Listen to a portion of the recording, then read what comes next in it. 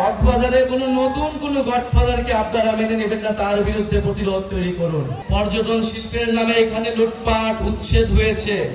আমরা চাই পরিবেশ বান্ধব পর্যটন শিল্প গড়ে তুলতে হবে, যেখানে কক্সবাজারের মানুষের হক এবং অধিকার নিশ্চিত করতে হবে। জাতীয় নাগরিক পার্টি ঘোষণা দিয়েছিল হিমালয় থেকে বঙ্গোপসাগর হবে বাংলাদেশের জনগণের।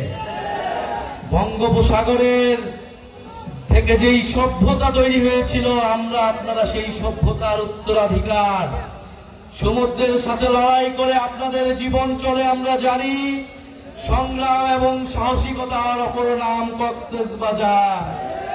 প্রিয় সংগ্রামী বন্ধুগণ, এই কক্সবাজারের মাটি থেকে আমরা আজকে জাতীয় নাগরিক পার্টি গণ অভ্যুত্থানের 1 বছর পূর্তিতে আমরা আপনাদের কাছে এসেছি জুলাই গণ অভ্যুত্থানের বার্তা নিয়ে, নতুন বাংলাদেশের বার্তা নিয়ে। আমরা জানি কক্সবাজারে পর্যটন শিল্পের জন্য কক্সবাজার বিখ্যাত, কিন্তু এই পর্যটন শিল্পকে আমরা যথাযথ মর্যাদা দিতে পারি নাই। আমরা কক্সবাজারের মানুষকে সাথে নিয়ে এই পর্যটন শিল্প গড়ে তুলতে পারি নাই। ওয়ালটন এখন দেশের সীমানা পেরিয়ে পৌঁছে গিয়েছে 50টিরও বেশি দেশে। ওয়ালটন, ঘরে ঘরে বিশ্বজুড়ে।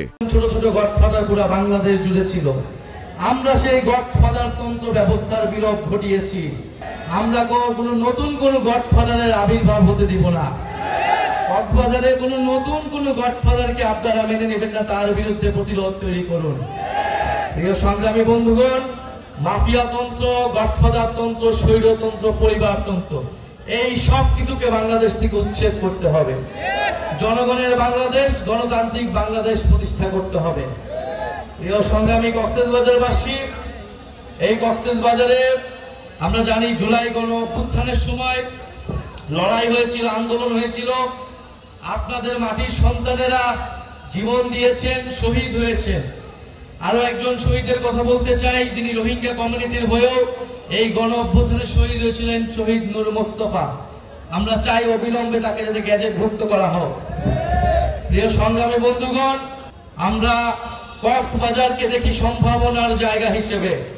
হাসনাত আব্দুল্লাহ বলেছেন, বাংলাদেশের ভবিষ্যৎ, বাংলাদেশের সম্ভাবনা হচ্ছে এই বঙ্গোপসাগরে। সংস্কার প্রস্তাবনা ঐক্যমত হলেই জুলাই সনদটি তৈরি হয়ে যায়। আমরা আহ্বান জানাবো জনগণের দিকে তাকিয়ে, বাংলাদেশের দিকে তাকিয়ে আমরা সকল দল যাতে সংস্কারের পক্ষে ঐক্যমত পোষণ করি। কারণ এই সংস্কার কোনো দলের পক্ষে নয়, কোনো দলের বিপক্ষ নয়, এটা বাংলাদেশের পক্ষে, জনগণের পক্ষে। প্রিয় সংগ্রামী বন্ধুগণ, 3 আগস্ট শহীদ মিনারে আমরা জড়ো হচ্ছি। আপনাদের কক্সবাজারের রূপরেখা আমরা দিব, কেমন কক্সবাজার আমরা চাই, কেমন বাংলাদেশ আমরা চাই। আর জুলাই ঘোষণাপত্র, জুলাই সনদ আমরা অবশ্যই আদায় করে ছাড়বো ইনশাআল্লাহ। বক্তব্য শেষে আমরা এই চট্টগ্রাম বিভাগে আমাদের যে প্রথম শহীদ ওয়াসিম, আপনাদের সন্তান, তাকে শ্রদ্ধার সাথে স্মরণ করি। আমরা তার নামে স্লোগান দিয়ে আজকে সমাবেশ আমরা সমাপ্ত ঘোষণা করব। আবু সাইদ মুগ্ধ, ওয়াসিম সাইদ মুগ্ধ, শহীদ ওয়াসিম স্মরণে, শহীদ ওয়াসিম স্মরণে।